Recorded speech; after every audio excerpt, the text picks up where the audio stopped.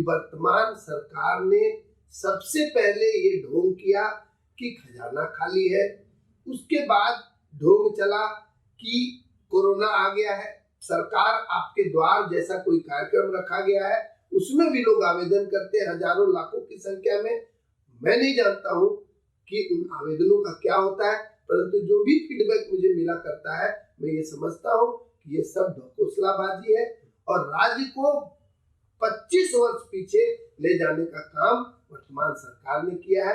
आप ऐसी नीति बनाते हैं जो भाजपा या केंद्र के भरोसे छोड़ दिया जाए तो आप वास्तव में शासन में आए ही क्यों? जो इस तरह की धारणा रखता हो कि झारखंड की जनता को दो पार्ट में डिवाइड करके अपनी रोटी सेके, इससे बड़ा बेईमान और इससे बड़ा झूठा और इससे बड़ा प्रेमी इस राज्य को मिल ही नहीं सकता है। जब लोग ये समझ जाएंगे कि किसी जातिवाद, परिवारवाद या धनवाद से काम नहीं चलना है, यदि इस राज्य का विकास होना ही है तो वो ऐसे व्यक्तियों को बिठा करके होगा जो वास्तव में पढ़े लिखे हैं और राज्य की नीतियों को समझते हैं। जोहार।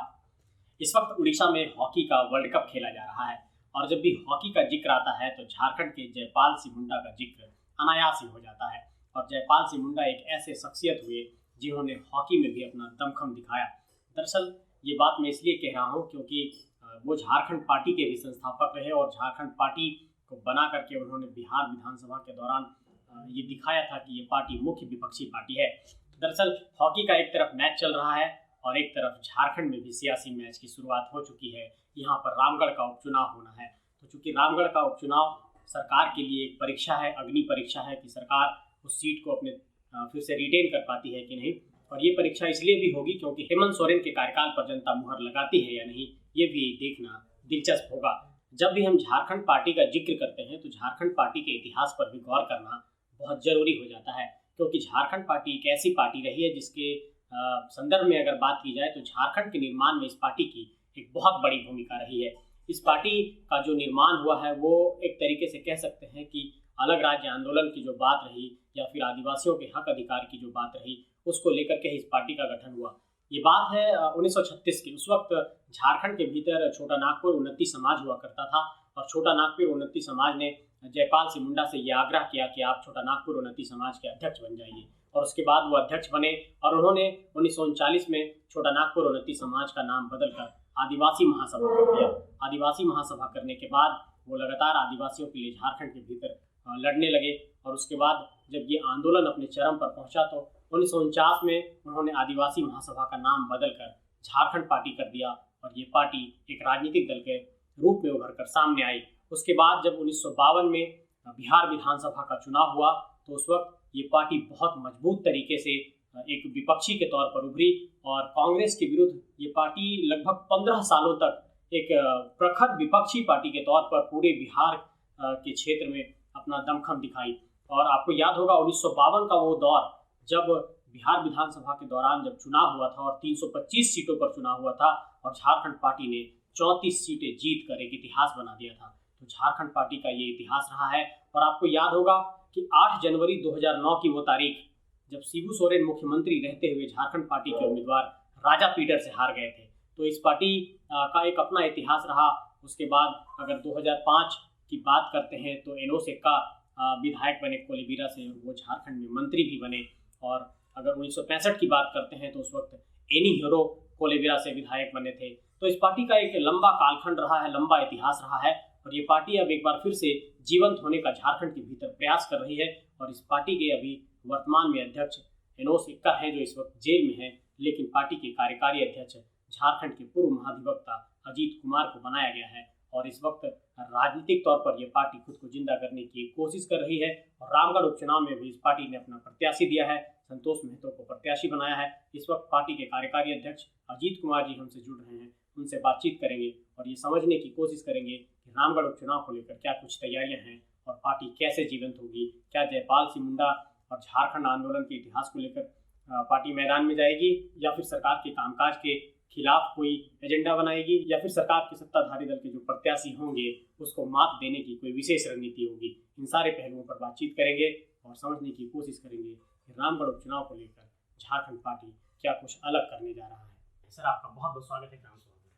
झारखंड पार्टी का अपना एक इतिहास है। मुझे याद आता है जब कभी झारखंड के इतिहास के पन्नों को पलटते हैं तो 1936 में शायद छोटानागपुर उन्नति समाज था, 1939 में वो आदिवासी महासभा बन गया। आपको क्या लगता है कि ये जो इतिहास का पन्ना है, इतना जो गौरवशाली है झारखंड पार्टी, इसे लोग समझ पाएंगे रामगढ़ उपचुनाव में? ये आप लोग मैसेज डिलीवर करने में कामयाब हो पाएंगे इतने कम वक्त में? देखिए, झारखंड पार्टी का इतिहास स्वर्णिम रहा है जैसा आपने बताया, और झारखंड पार्टी से जुड़ने का जो संजोग या कारण कह लीजिए मेरा है, वो यही है क्योंकि झारखंड पार्टी को मैं बखूबी जानता हूँ।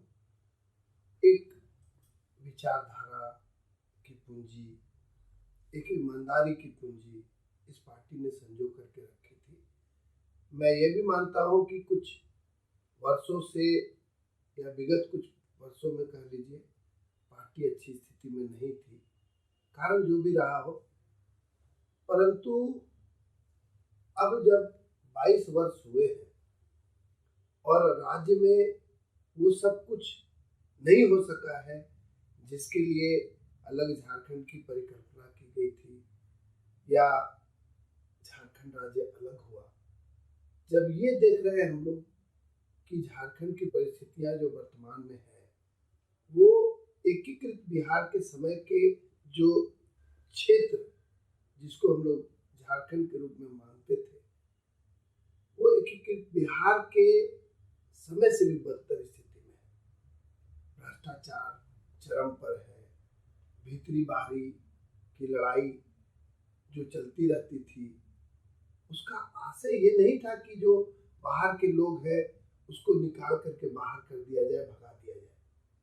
झारखंड पार्टी बखूबी समझती है और झारखंड के लोग भी समझते हैं ये कि झारखंड वासियों के लिए है और झारखंड के जो संसाधन है, झारखंड के लोग की जो सरलता है, उसका गलत फायदा लोग न उठावे और झारखंड के लोगों को संपन्नता मिले।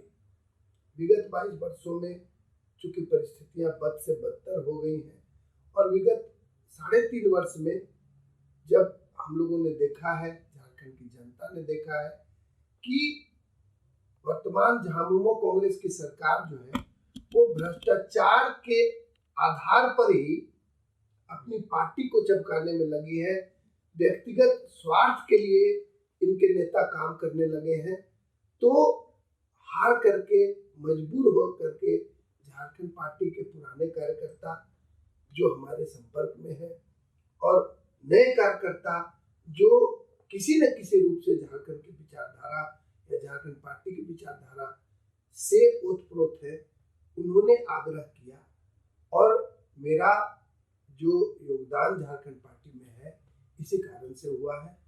जहां तक रामगढ़ चुनाव का प्रश्न है, रामगढ़ चुनाव को हम लोग एक झांकी के तौर पे देखते हैं। एक पिक्चर में कास्टिंग होती है ना, एक ट्रेलर के रूप में देखते हैं। अभी पूरी कहानी दिखाई देगी आगामी चुनाव में, क्योंकि राज्य की पूरी जनता, एक एक लोग यहाँ की व्यवस्था से त्रस्त आ चुके हैं। यहाँ पे आज तक जो है वो नियोजन नीति नहीं बनी है और यहाँ के पिछड़े वर्ग के लोग, यहाँ के अल्पसंख्यक वर्ग के लोग, यहाँ के मुसलमान जो यहाँ के मूलवासी भी हैं, उनको भी तकलीफ उठानी पड़ रही है और उनको या पिछड़े वर्गों को वोट बैंक की तरह से देखा गया है। इवन आदिवासियों को जो अब तक यहाँ के मेन स्ट्रीम में नहीं आ सके हैं, उनको भी झामुमो और कांग्रेस ने एक वोट बैंक के तौर पे समझा है, देखा है और उनको चारा डाल करके, उनको बेवकूफ बना करके ये शासन में आ तो गए हैं, लेकिन अब जब ये बेनकाब हो चुके हैं और विभिन्न प्रकार से केंद्रीय एजेंसियों के जांच के दायरे में आ गए हैं, इनकी परिस्थितियां ऐसी हो गई है कि धोखा देने के बजाय इनके पास और कोई काम नहीं है, तो हम लोग झारखंड में जो महत्वपूर्ण उपचुनाव हो रहा है रामगढ़ का, उसमें अपनी उपस्थिति दर्ज कराने के लिए गए हैं। वास्तव में हमारी पार्टी ने प्रारंभ में मुझे ही उम्मीदवार बनाने की सोची थी, परंतु चूंकि मैं वकालत के पेशे में हूँ और लगातार इतना ज़्यादा समय नहीं दे पाता था और समय काफ़ी कम था, इसलिए एक अति योग्य उम्मीदवार जो संतोष कुमार महतो जी हैं, जिन्होंने विभिन्न विषयों की पढ़ाई की है और मैट्रिक से लेकर के हर वर्ग में, हर कक्षा में वे काफ़ी अच्छा रिजल्ट कर चुके हैं। बीएड की डिग्री है उनके पास, एमएड की डिग्री है उनके पास, लॉ की भी डिग्री है उनके पास, और रामगढ़ चुनाव के लिए पार्टी ने हमारे समझा कि वो सबसे योग्य रहेंगे, तो मेरे समर्थन के साथ पूरी पार्टी ने उनको समर्थन किया है। और मैं समझता हूँ कि वो रामगढ़ की जनता का आशीर्वाद लेने में सफल हो पाएंगे और चुनाव में जो भी रिजल्ट होगा वो हमारी पार्टी एक उत्साह के साथ देखेगी। और आगामी जो आम विधानसभा चुनाव होंगे उस समय हमारी पार्टी एक बहुत बेहतर स्थिति में होगी। मैं लेकिन ये समझने की कोशिश कर रहा हूँ कि अगर झारखंड पार्टी ने इस बार अपना प्रत्याशी दिया है तो वे कौन से मूल मुद्दे हैं जिसको लेकर जनता के बीच आप लोग जाएंगे? एक आप लोगों का अगर 8 जनवरी 2009 के अगर रिजल्ट की बात करते हैं तो शिबू सोरेन मुख्यमंत्री रहते हुए झारखंड पार्टी के ही प्रत्याशी राजा पीटर से हारे थे, अगर मैं सही हूँ तो क्या इस बार आपको लगता है कि जो कि सत्ताधारी दल के ही वहाँ पर विधायक रहे हैं वो इस वक्त जेल में हैं और ये मैसेज आप लोग डिलीवर करने में कामयाब हो पाएंगे इतने कम वक्त में कि आप लोग झारखंड पार्टी पे मुहर लगाइए? देखिए, आपने सही कहा। आज जो झारखंड में उपचुनाव होने वाला है, ये पहली बार नहीं है कि धन बल या परिवारवाद या जातिवाद हावी है। इससे पूर्व भी झारखंड में जो भी चुनाव हुए हैं, आमतौर पे अब धन बल के आधार पे चुनाव होते हैं, चाहे भाजपा हो या कांग्रेस हो या झामुमो हो या वहाँ जो लड़ रही दो पार्टियां हैं आजसू हो। देखिए ना, वहाँ पे पति पत्नीवाद चल रहा है। परिवारवाद तो सुनते थे, लेकिन वहाँ पति पत्नीवाद चलता है। यदि पत्नी डिस्क्वालीफाई हो गई है तो हक उन्हीं के पति को मिलेगा चुनाव लड़ने के लिए। उसी तरह से आजसू के साथ भी है कि पति एमपी है गिरिडीह से, तो वो सीट उन्हीं के परिवार को जानी चाहिए और उनके परिवार को ही नहीं, उनकी पत्नी को जानी चाहिए। ये एक नया सा प्रचलन शुरू हुआ है। जैसे कि झारखंड की जनता या रामगढ़ विधानसभा की जनता बेवकूफ है।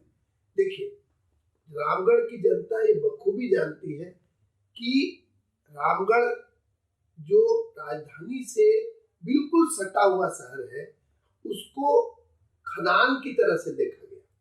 धन के खदान की तरह से, कोयले की खदान की तरह से, गिट्टी के खदान की तरह से, और वहाँ सभी प्रकार के जो खदान है उनका दोहन हुआ है और गैरवाजिब माइनिंग, उससे पैसे की उगाही, यही सब कुछ वहाँ चलता रहा है। परिणाम यह है कि रामगढ़ का जो विकास होना चाहिए था, जो सुंदरता रामगढ़ की होनी चाहिए थी, वो बिल्कुल आप नहीं देखते हैं। अब लगता है कि पूरा रामगढ़ जो है वो गंदगी के अंबार पर बैठा है। कोई टाउन प्लानिंग नहीं है, कोई व्यवस्था आप नहीं देख रहे हैं वहाँ पे। तो ये सब रामगढ़ की जनता देख रही है और रामगढ़ की जनता को विकल्प की तलाश भी थी। समय जरूर हमारे लिए कम है, लेकिन समस्याएं इतनी बड़ी है वहाँ पे, और विगत 22 वर्षों में जो रामगढ़ की जनता ने देखा है और राज्य की जनता देख रही है, मैं समझता हूँ 2-4 दिन भी काफी होते हैं। यदि रामगढ़ की जनता परिवर्तन लाना चाहती है तो सरकार पे भले ही वहां के चुनाव से कोई असर ना पड़े, क्योंकि एक विधायक बढ़ने से या घटने से कोई फर्क नहीं पड़ेगा सरकार को, मैं समझता हूँ।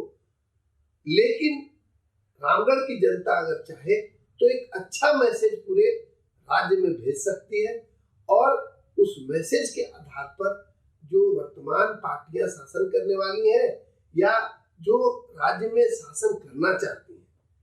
देखिए, हम लोग किसी शासन के कंपटीशन में नहीं है। हम लोग बिल्कुल चाहते हैं कि राज्य की जनता को सत्ता में भागीदारी मिले और बुद्धिमत्ता से सरकारें काम करें।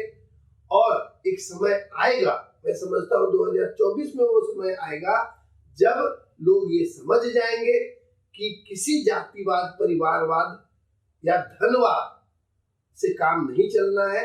यदि इस राज्य का विकास होना ही है तो वो ऐसे व्यक्तियों को बिठा करके होगा जो वास्तव में पढ़े लिखे हैं और राज्य की नीतियों को समझते हैं।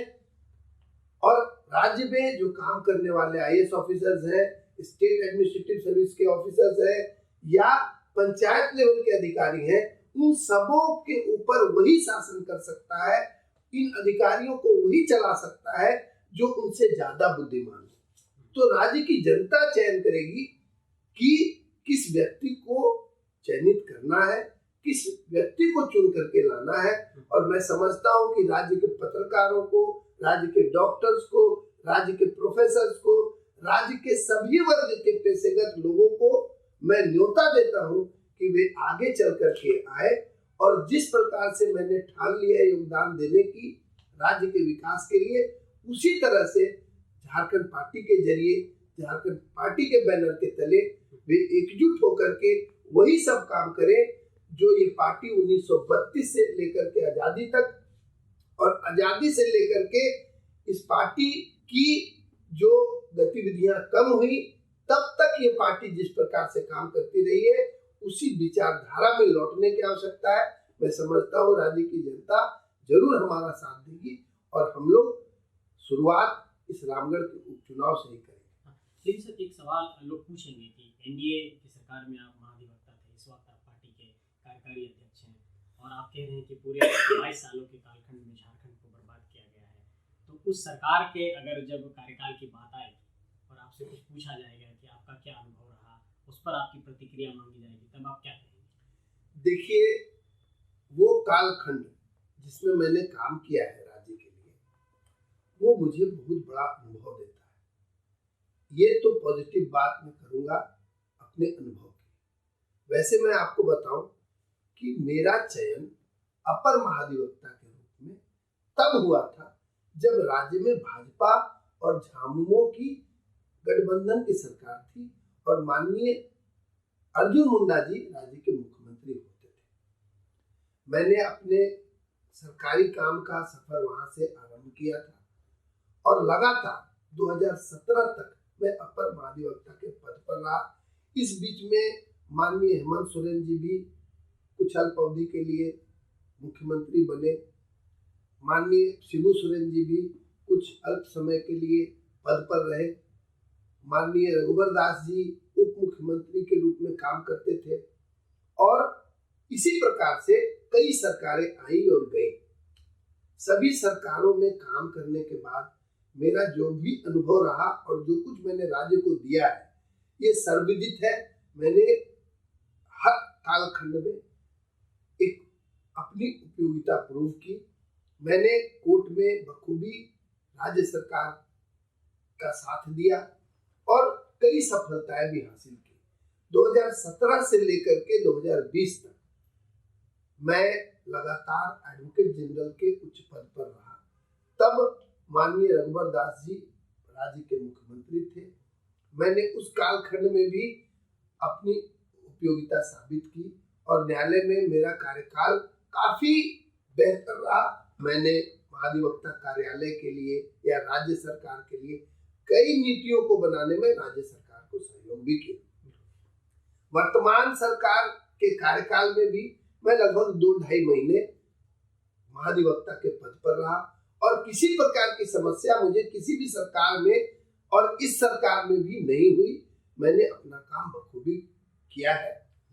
इसलिए जो अनुभव मैंने पाया है इन 9 वर्षों में, जो 2011 से लेकर के 2020 तक मैंने काम किया विभिन्न सरकारों में, मैंने देखा है कि कमियां कब और कहां होती हैं। जब कभी शासन के उच्च पद पे कोई व्यक्ति बैठा होता है जो आपकी बात बेहतरी से समझ नहीं सकता और किसी विषय का राजनीतिकरण किया जाता है, तभी छोटी बड़ी समस्याएं आती है। माननीय रघुवर दास जी के समय वैसी कोई समस्या बड़ी नहीं आई थी और जो नियोजन नीति भी उन्होंने बनाई थी या नियुक्तियां उस आधार पर की गई, वो लाख से ऊपर की नियुक्तियां थी और उन नियुक्तियों के क्रम में भी कोई समस्या नहीं थी। माननीय न्यायालय से भी कोई विरुद्ध के आदेश पारित नहीं हुए थे। ये सोनी कुमारी का मामला जो है वो मेरे त्यागपत्र देने के बाद वर्तमान राज्य सरकार के कार्यकाल में डिसाइड हुआ था, इसलिए वो दोष भी मैं अपने सर पे नहीं लूंगा। और मेरे त्यागपत्र देने के बाद जो समस्याएं इस राज्य सरकार के काम के कारण हुई है या जो कुछ राज्य की जनता झेल रही है, ये सब कुछ सर्वविदित है, इसके बारे में बताने की आवश्यकता नहीं है। मैं स्पष्ट तौर पे कहना चाहता हूं कि वर्तमान सरकार ने सबसे पहले ये ढोंग किया कि खजाना खाली है, उसके बाद ढोंग चला कि कोरोना आ गया है, उसके बाद जब काम करने लगे तो इन्होंने पुराने सारे विज्ञापनों को रद्द करते हुए एक नई बेतुकी नीति बना दी। ऐसी नीति बनाई कि जिसमें राज्य के मूलवासी ही जिनके बच्चे बाहर पढ़ने चले गए थे उनको बाहर कर दिया गया था और ऐसी वास्तविकता थी कि कोई दूसरे राज्य का व्यक्ति यदि 2-4 साल के लिए यहाँ रह करके सिर्फ मैट्रिक और 12th की पढ़ाई किया हो तो उसे शामिल कर लिया गया। तो ऐसी बेतुकी नीति बनाई इन लोगों ने जिसके वजह से सारी नियुक्तियां बर्बाद हो गई और अब तक कोई नियुक्ति नहीं हो पाई है। पलायन की समस्या देख लीजिए और बड़ी है। उद्योगीकरण जो होना चाहिए था वो बिल्कुल अब समाप्ति पर है। कोई नया काम, कोई नई इंडस्ट्री, कोई बड़ी इंडस्ट्री विगत 3.5 वर्ष में नहीं आई है। तो यहाँ के युवा परेशान है, यहाँ के किसान परेशान है और हमारे मुख्यमंत्री जी जो है वो 2 घोषणाएं जो 1932 के खतियान की घोषणा इन्होंने कर दी है और 27% आरक्षण पिछड़े वर्गों को देने की इन्होंने घोषणा कर दी है, उसकी तिथि लागू होने की बगैर घोषित किए हुए इन्होंने ढिंढोरा पीटना शुरू कर दिया और खतियानी जोहार यात्रा जैसी कोई यात्रा है ये करने लगे हैं। सरकारी खर्च पे बड़े बड़े आयोजन कराना और ऐसे काम करना जैसे कि इनके आयोजन के जरिए ही काम होने लगा है, जबकि वास्तविकता कुछ और है। आप देखिए, निम्न से निम्न स्तर पे जो काम आसानी से होना चाहिए था, जो अधिकार ग्राम सभाओं को और ग्राम पंचायतों को, ग्राम प्रधानों को दे दिए जाने चाहिए थे, वो आज तक इस सरकार ने मुकम्मल नहीं किया है, उसे अभी तक नहीं दिया गया है। तो गांव के लोग जो है वो छोटे छोटे कामों के लिए सर्किल ऑफिस या ब्लॉक जाते हैं। ब्लॉक में भ्रष्टाचार इतना बड़ा है कि छोटे छोटे काम नहीं होते हैं और हर छोटे काम के लिए लोगों को सिर्फ मुख्यमंत्री जी को देखना पड़ता है। और माननीय मुख्यमंत्री जी जो यात्रा निकाले हैं उस यात्रा के क्रम में लोगों की भीड़ जमती है और सरकार आपके द्वार जैसा कोई कार्यक्रम रखा गया है उसमें भी लोग आवेदन करते हैं हजारों लाखों की संख्या में। मैं नहीं जानता हूं कि उन आवेदनों का क्या होता है, परंतु जो भी फीडबैक मुझे मिला करता है मैं ये समझता हूं कि ये सब ढकोसलाबाजी है और राज्य को 25 वर्ष पीछे ले जाने का काम वर्तमान सरकार ने किया है। तो ये सभी परिस्थितियां ये साफ इंगित करती है कि न सिर्फ मुझे, जो मैं एक पूर्व महाधिवक्ता रह चुका हूँ, इस राज्य का एक वरीय अधिवक्ता हूँ, पूर्व में मैं अध्यक्ष रह चुका हूँ बार काउंसिल का और एक लंबे समय का अनुभव मैंने न्यायालय में दिया है, लंबा कार्य मैंने न्यायालय में किया है। तो जब मैं उद्वेलित हो रहा हूँ, मैं पीड़ित हो चुका हूँ औरों की तकलीफों को देख करके, तो यहाँ का हर व्यक्ति तकलीफ में है, मैं ये समझता हूँ। और इसी तकलीफ के कारण मैं राजनीतिक तौर पर सक्रिय हुआ हूँ या झारखंड पार्टी के कार्यकारी अध्यक्ष के तौर पे मेरी पारी शुरू हुई है। इसलिए मैं आपके सवाल का जवाब इस तरह से देना चाहता हूँ कि मैं अपने कार्यकाल को, जो मैंने विभिन्न सरकारों को दिए हैं, और उन कालखंडों में जो असहाय सा मैं महसूस करता था, जो छोटी बड़ी समस्याएं मैंने देखी है, क्या आप कह सकते हैं कि 9 वर्षों में जब मैंने महाधिवक्ता या अपर महाधिवक्ता के तौर पे काम किया, तो क्या मैं इन राजनीतिज्ञों का चरित्र नहीं समझ सकता हूँ कि आखिरकार 22 वर्ष में इन्होंने एक स्पष्ट स्थानीय नीति क्यों नहीं दी? 2000 से लेकर के 2017 तक, सबसे पहले 2001 में एक नीति बनाई गई जिसे न्यायालय ने खारिज कर दिया। उसके बाद से लगातार 2016 तक सारे लोग चुपचाप बैठे रहे।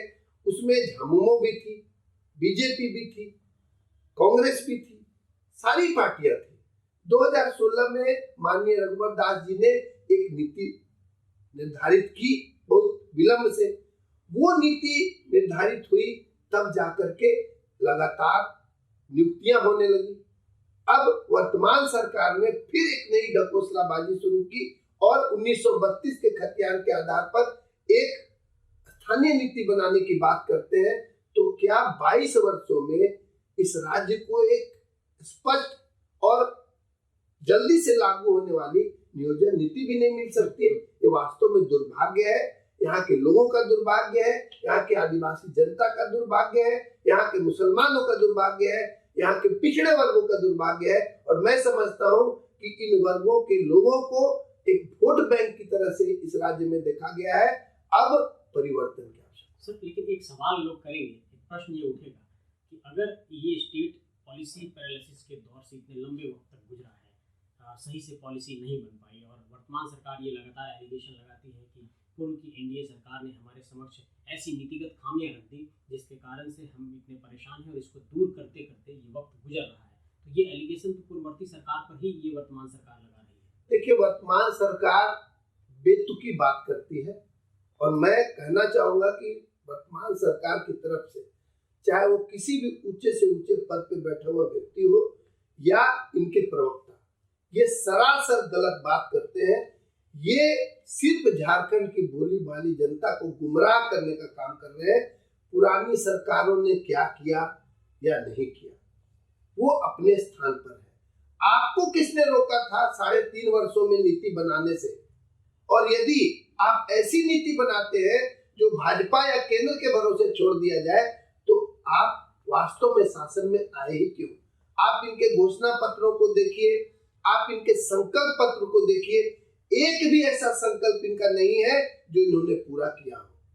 तो सिर्फ ढकोसलाबाजी करके, और इनकी योजना ये हो गई है कि किसी न किसी प्रकार से आदिवासी आदिवासी आदिवासी करे। यहाँ की आदिवासी जनता इनके नाम को देख करके, इनकी बोली को देख करके, इनके झूठे आश्वासन को देख करके इनको वोट देती रहेगी। उसी तरह से इनके जहन में ये भी बात है कि यहाँ के मुसलमान जो है वो मन मार करके इनको वोट देंगे ही, क्योंकि वो भाजपा को वोट नहीं देंगे।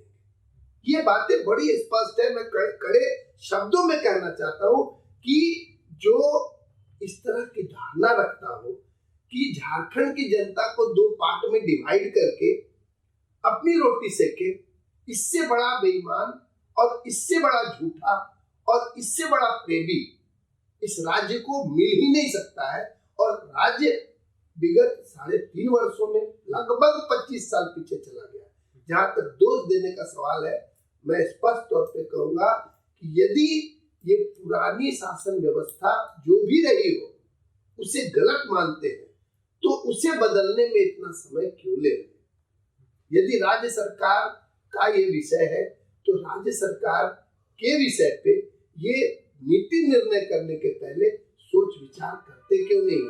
जिन केसेस में बड़े बड़े वकीलों को बुला करके बहस करवाते हैं, या सुप्रीम कोर्ट से बड़े बड़े वकील जिन्होंने काफी जाहिर है फीस चार्ज किया होगा क्योंकि उनका ओहदा और उनका अनुभव इतना बड़ा है, परंतु आप बताइए कि उन्हीं महान और बड़े वकीलों से क्या ये नीति बनाने से पूर्व चर्चा नहीं कर सकते हैं?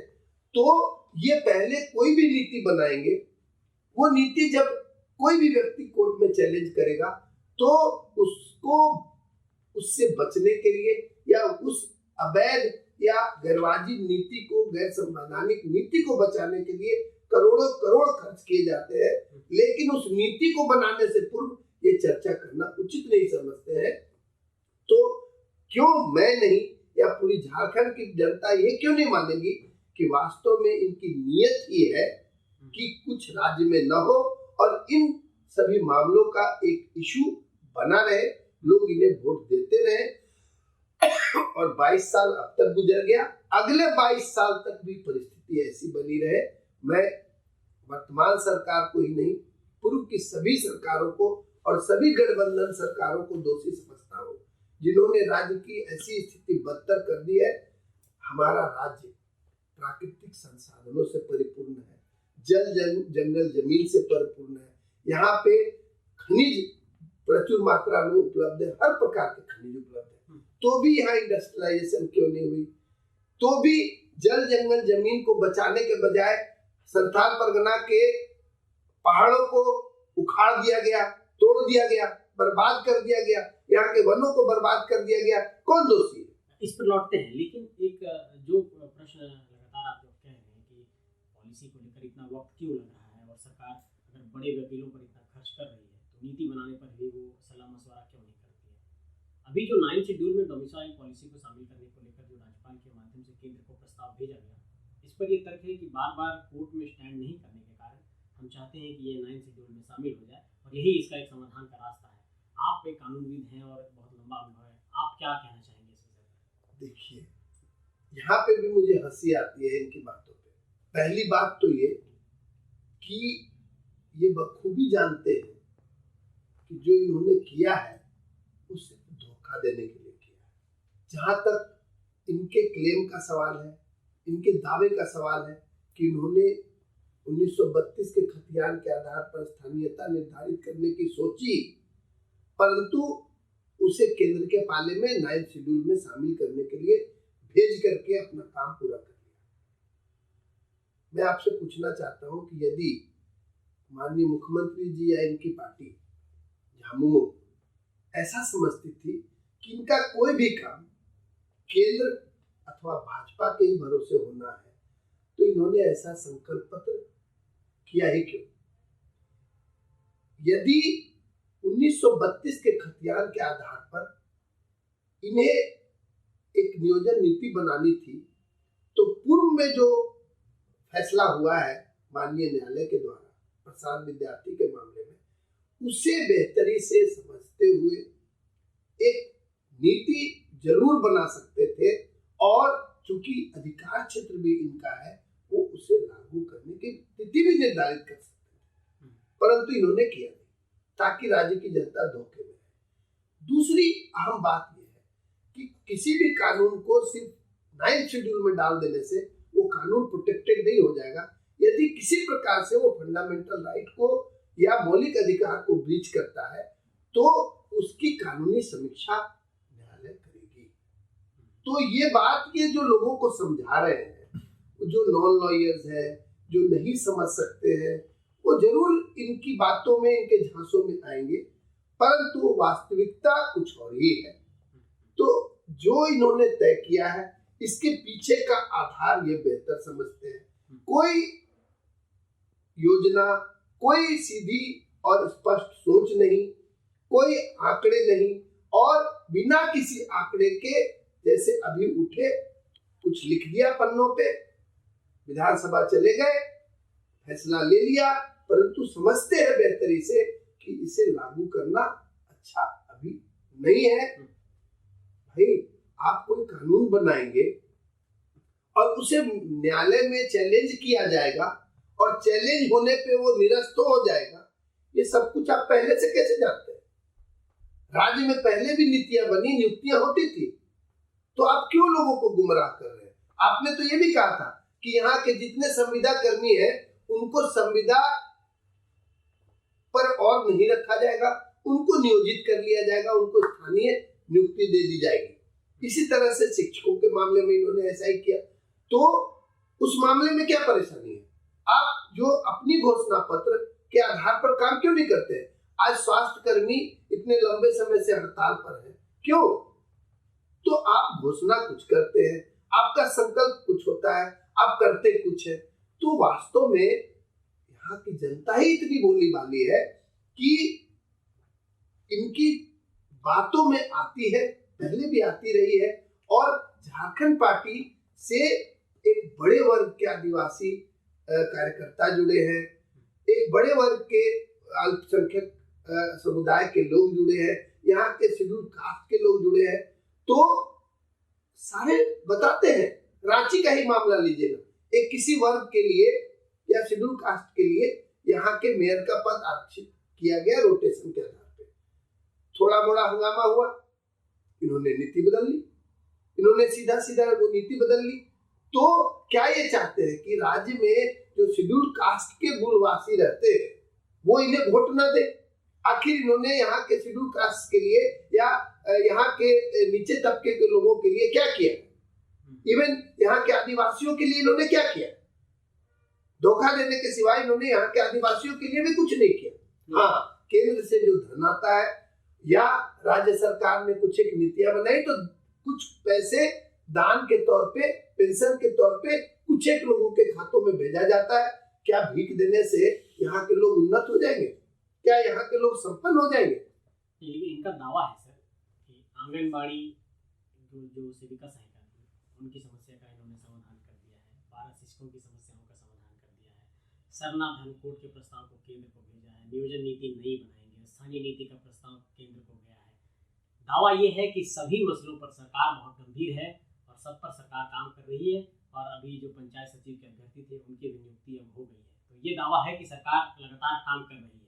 देखिए, पंचायत सचिव के लोग वर्ष 2019 से, मैं जब एडवोकेट जनरल था, मुझे बखूबी याद है, मैंने स्पष्ट ओपिनियन दी थी कि इनकी नियुक्ति रोकी नहीं जा सकती है।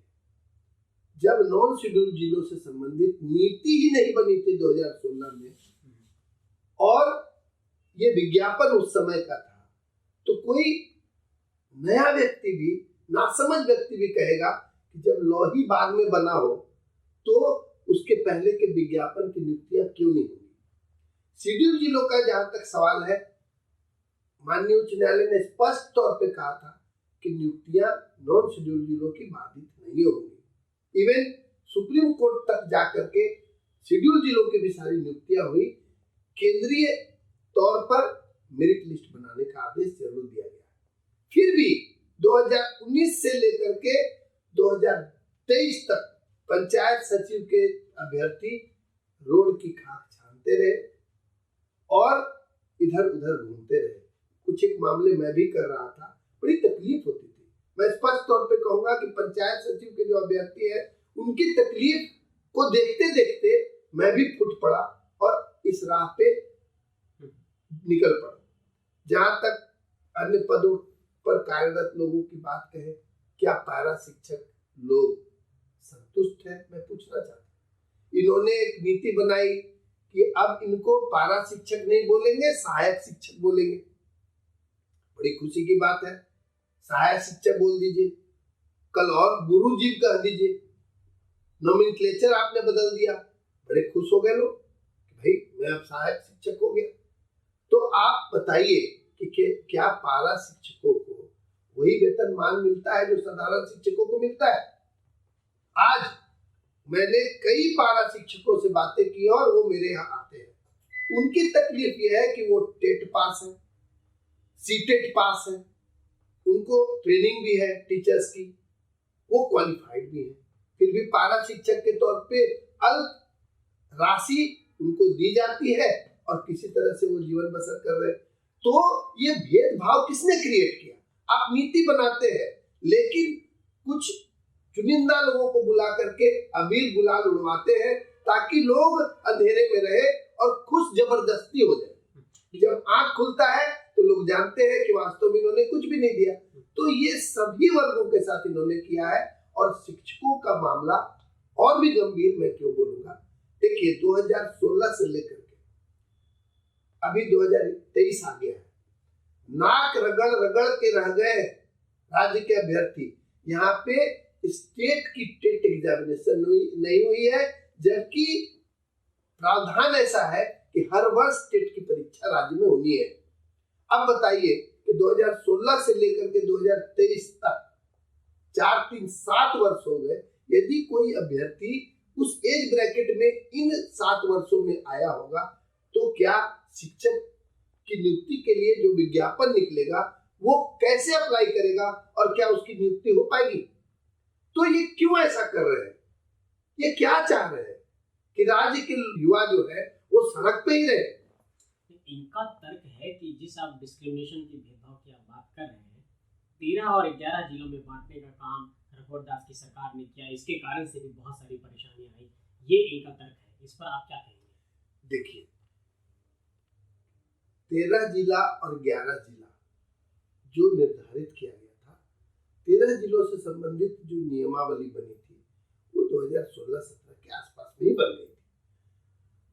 आधार था आंध्र प्रदेश में हुआ एक जजमेंट जो फुल बेंच का था, वहां की बृहद पीठ का कह लीजिए था, छिबरोलू रामाराव के केस में, जहां माननीय उच्च न्यायालय आंध्र प्रदेश ने यह निर्धारित किया था कि इस प्रकार से नियुक्तियों को आरक्षित किया जा सकता है। आधार स्पष्ट था, फुल बेंच की जजमेंट थी, तो तत्कालीन सरकार ने ये निर्धारण किया कि राज्य के मूलवासियों को अधिक से अधिक संख्या में संबंधित जिलों में नियुक्तियां अगर दी जाती हैं तो ज्यादा से ज्यादा संख्या में लोग नियुक्त होंगे। नियुक्तियां हुई भी। राज्य सरकार तत्कालीन ने नीति बनाई 2016 में, 2017 में। वो नीति 2020 तक जब इनकी सरकार आ गई थी तब तक चलती रही और लाखों की संख्या में नियुक्तियां न सिर्फ शिक्षक के पद पर बल्कि अन्य पदों पर उसी नीति के आधार पर हुई और बहुत सारे कर्मचारी या कर्मीगण पूरे राज्य में अब भी काम कर रहे हैं। तत्कालीन सरकार की नीति चूंकि तत्कालीन सरकार ने बनाई थी, इसलिए आते के साथ में सबसे पहले वर्तमान झामुमो कांग्रेस की सरकार को ढिंडोरा पीटना था। उन्होंने शिकायतें आरंभ कर दी।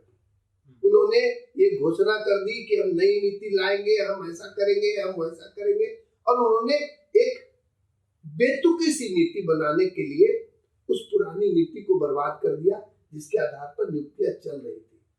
पहली बात तो इनके कार्यकाल में मेरे हटने के बाद और पूर्व सरकार के अपदस्थ हो जाने के बाद इन्होंने जानबूझ करके, मैं कहूंगा कि पुरानी नीति को बचाने के लिए ध्यान नहीं दिया।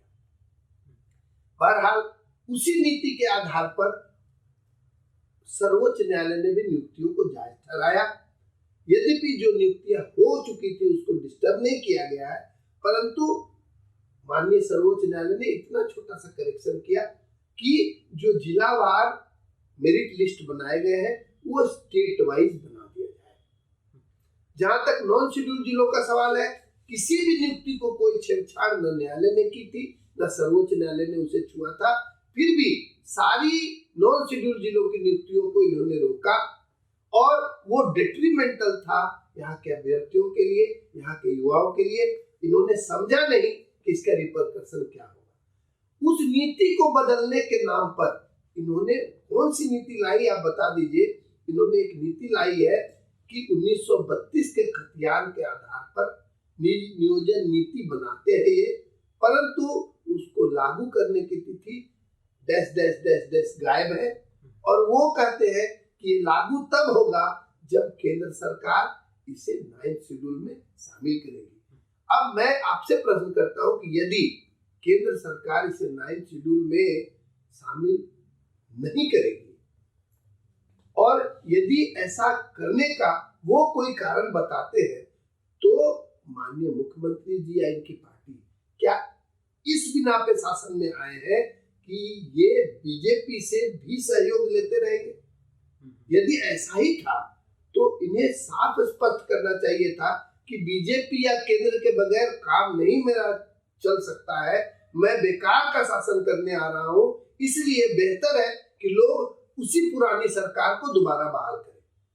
तो आप आते भी हैं शासन में, संकल्प लेके आते हैं, काम भी कुछ नहीं कर पाते हैं और लोगों को गुमराह करते रहते हैं। ये तो गलत बात है। तो इस पर कहना है युवा कि जो नेशनल एजेंसियां हैं, चाहे ईडी हो या सीबीआई हो, इसका सेंट्रल गवर्नमेंट दुरुपयोग करके परेशान करती है, हमको काम नहीं करने देती है और एक तरीके से मतलब शिकंजा कसने की कोशिश की जा रही है। इस पर आप क्या कहना चाहते हैं? देखिए, ईडी, सीबीआई वगैरह वगैरह, मैं केंद्रीय एजेंसियों के बारे में नहीं कुछ कहता हूँ। मैं कहता हूँ कि राज्य की जनता से, संथाल परगना की जनता से, आम जनता से पूछने की बात है। धनबाद की जनता से, रामगढ़ की जनता से, आप किसी क्षेत्र में चले जाइए, आपको कोई भी व्यक्ति बताएगा अभी जो कम से कम बुद्धिजीवी वर्ग का है, जो इस राज्य में गलत फायदे नहीं उठा रहा है, वो जरूर स्पष्ट तौर पे बताएगा कि इस राज्य में विगत 3.5 वर्षों में हुआ क्या है। मैं आपसे प्रश्न करना चाहता हूँ कि जब बालू घाटों की सेटलमेंट ही नहीं हुई पिछले 3-3.5 सालों में, तो बालू कहाँ से आ रहा है? आखिर क्या बालू घाटों से बालू उठाव नहीं हो रहा है? यदि ऐसा हो रहा है और गैरवाजिब तरीके से हो रहा है, तो इसका लाभ किसे मिल रहा है? राज्य सरकार को तो क्षति हो रही है, राज्य सरकार को राजस्व नहीं मिल रहा है, तो इसकी क्षति राज्य सरकार भी उठा रही है और राज्य की जनता भी उठा रही है। हाँ, कुछ मध्यस्थ लोग जो है वो इसका फायदा उठा रहे हैं और शायद झामुमो को बेहतर पता हो कि इसका फायदा और किनको किनको मिलता है। अंतिम तो सवाल, ईडी और सीबीआई, आपने कहा कि ईडी और सीबीआई जो है वही कुछ जांच कर रही है जो राज्य में हुआ है। इनको बिल्कुल ऐसी एजेंसियों को कोऑपरेट करना चाहिए। यदि कुछ गलत इन्होंने नहीं किया है तो बिल्कुल ये साफ बाहर आएंगे, घबराने की क्या बात है।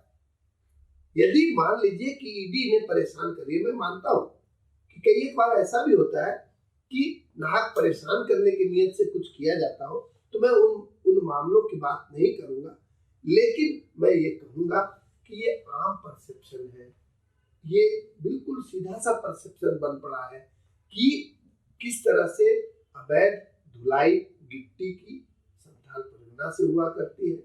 और रामगढ़ में भी इस तरह के मामले हैं, हजारीबाग कोडरमा में भी इस तरह के मामले हैं। तो समूचे राज्य में क्या चल रहा है वो तो सबको पता है। लेकिन क्या आप ये मानते हैं कि ये जो रामगढ़ का उपचुनाव होगा वो सरकार के कामकाज के प्रति एक रेफरेंडम होगा, एक जनमत संग्राम माना जाए इसको? देखिए, चुनाव के सवाल पे या उपचुनाव के सवाल पे मैं कहूँगा जरूर कि एक कैंडिडेट है, उनके बारे में मैंने एक फोटोग्राफ देखा, अपना फोटो, अपनी पत्नी का फोटो और एक बच्ची का फोटो लगाते हैं। तो वो फोटोग्राफ है कि उनको सहानुभूति चाहिए कि उनकी पत्नी जेल चली गई है और बच्चे को देखने के लिए अब आम जनता ही सामने आएगी, तो भाई साहब विधायक बनेंगे तो उस बच्ची का देखरेख अच्छा से होगा। या दूसरे तौर पे कहिए कि वो बच्ची अभी से विरासत में विधायक जी के साथ या वुड बी सो-कॉल्ड विधायक जी के साथ आना चाहती है। दूसरी कहानी ये है कि दूसरी एक पार्टी है, उनका अपना एजेंडा है कि वो भाई साहब नहीं रहेंगे तो उनकी पार्टी में और कोई दूसरा योग्य व्यक्ति शायद नहीं है, वो विश्वास नहीं कर पा रहे, तो उनको उनकी पत्नी को खड़ा करना है। दोनों के पास धनबल है। आपने सही कहा कि वर्तमान सरकार जो चल रही है उनके लिए भी मुझ की बात है, तो वो अपनी पूरी ताकत लगा देंगे एक कैंडिडेट के ऊपर में। दूसरी पार्टी जो है वो पहले से ही संपन्न है और लंबे समय तक उस क्षेत्र में उनका बोलबाला रहा है, तो धनबल के आगे हम लोग कुछ तो नहीं कर पाएंगे। धनबल बहुत बड़ी चीज है, लेकिन मैं भी देखना चाहता हूँ अपने आप कि आखिर ये भ्रम राज्य की जनता का कब टूटेगा। तो रामगढ़ में जो चुनाव है वो रियल चैलेंज है जरूर, और मैं समझता हूँ कि समय हमारी पार्टी को जरूर कम मिला है। बहुत सारे लोग जुड़ रहे हैं और धीरे धीरे जब आपकी बात को समझने लगेंगे लोग, तभी वो सीधे तौर पे चुनाव में आपका सहयोग करते हैं। लेकिन शुरुआत होती है।